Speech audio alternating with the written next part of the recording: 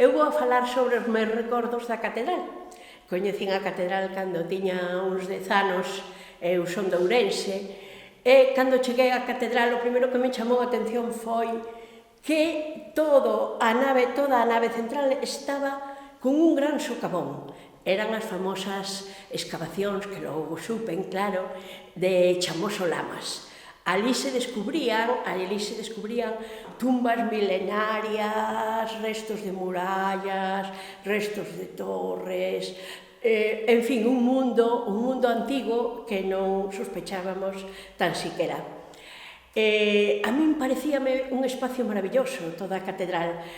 Miraba hacia arriba, veía as bóvedas grandiosas e logo gustoume particularmente o Pórtico da Gloria.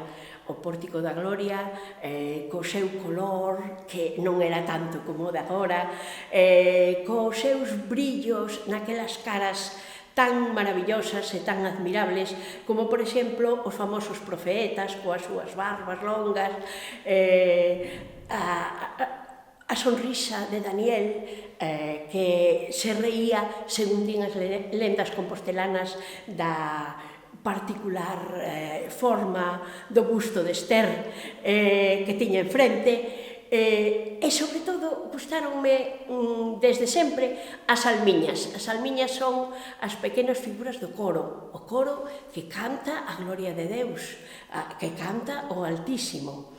Ao longo do tempo, a catedral era para nós, para todos os compostelanos, aparte de un lugar de paz e de oración, un maravilloso lugar donde estar recogidos, pero tamén un lugar de paso. É curioso pensar que agora é imposible atravesar pola catedral de calquera maneira, dunha porta a outra, pero entón nos meus anos, por exemplo, de bacharelato e universidade, pois atravesábamos de Platerías a Zabachería e ao revés, como se fora a nosa casa, auténticamente a nosa casa. Pasou o tempo, sendo profesora, isto era imposible de facer, xa non podía nin explicar siquera aos meus nenos, os meus alumnos de intercambio, os distintos lugares da catedral.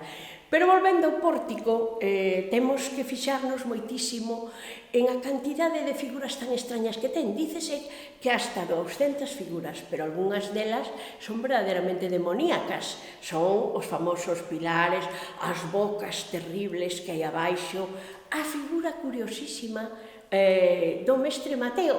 É o Mestre Mateo? Non é o Mestre Mateo? Que conste que todos temos as mesmas dúbidas sobre o pórtico e canto máis o miramos, máis figuras distintas vemos e máis posibilidades diferentes de interpretación.